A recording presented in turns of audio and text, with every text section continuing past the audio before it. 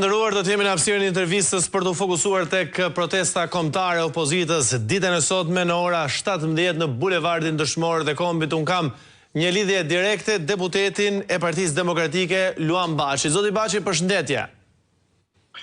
Përshëndetje, faleminderit.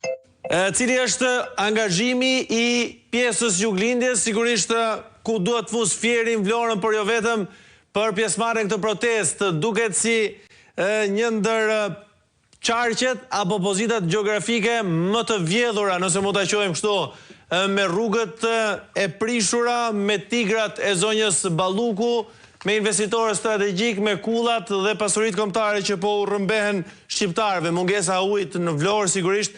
Si është pritshmëria e pjesëmarrjes sot nga qarku i Fierit, por jo vetëm? Të falenderoj për ftesën, Arnold, dhe së pari më lejo të them që më jep të drejtën të flas vetëm për Fierin, se më shpërndave shumë për qarkun e Vlorës dhe mëtej, ka të tjerë që interesohen, që drejtojnë, që organizojnë dhe merren me këtë. Okej, ndalim tek Fieri. Kështu që Fieri, si gjithmonë, të paktën për në këto vite të opozitës, kur ka qenë puna për protest, ka qenë vërtet nga qarqet më të angazhuara, më rezultativ, dhe në veçanti Dega e Fierit dhe Bashkia e Fierit, ku Partia Demokratike Dega Fier ka kryer aktivitetin e vet. Edhe këtë herë nuk do të mungojnë simpatizantët, antarët, drejtuesit e Partisë Demokratike, por edhe qytetarë për të qenë pjesëtar të protestës.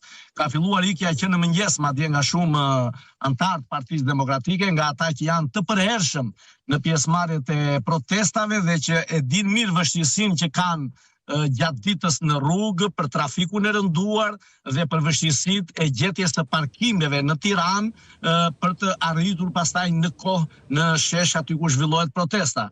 Kështu që ikjet kanë qenë masive, kanë qenë të përhershme, madje unë deri në këtë moment që jam në makinë me qytetar, jam me antar të Partisë Demokratike në makinë, ndalova në rrugë që kishim lënë orarin bashkë për të dhënë këtë intervistë, dhe patjetër do të jetë një nga protestat më të fuqishme që ka pasur ndonjëherë Partia Demokratike, madje do të thoja më të fuqishme. Gjithmonë protestat kanë qenë të fuqishme. Kujtojmë protestën e 22 dhjetorit. Kishte shumë analistë, shumë media afër me pushtetin që prisnin të kishte një dështim, priste mos kishte pjesëmarrje, por në fakt ngelen të habitur, ngelen me gojë hapur, si thon fjalët, edhe disa media që bëjnë filmime me dron para apo një orë para se të fillojë protesta, apo disa orë pasi ka mbaruar protesta për të dizinformuar, por këtë herë nuk folën dot, do ta kenë gojën mbyllur edhe sot, 24 janar, të shtunën në orën 17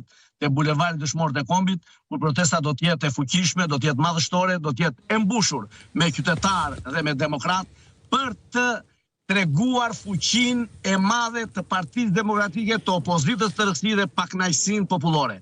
Duhet jetë një protest që shfaq zemërim, që shfaq mërzitje.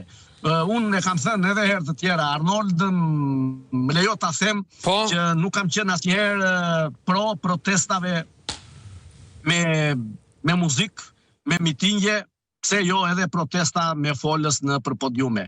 Ky është një mendim im personal, nuk e di se si do të... Çfarë ide po jepni zoti Baçi, pra një protestë jetë më e fortë, më e vendosur, më e gjatë? Po, absolutisht, proteste fuqishme.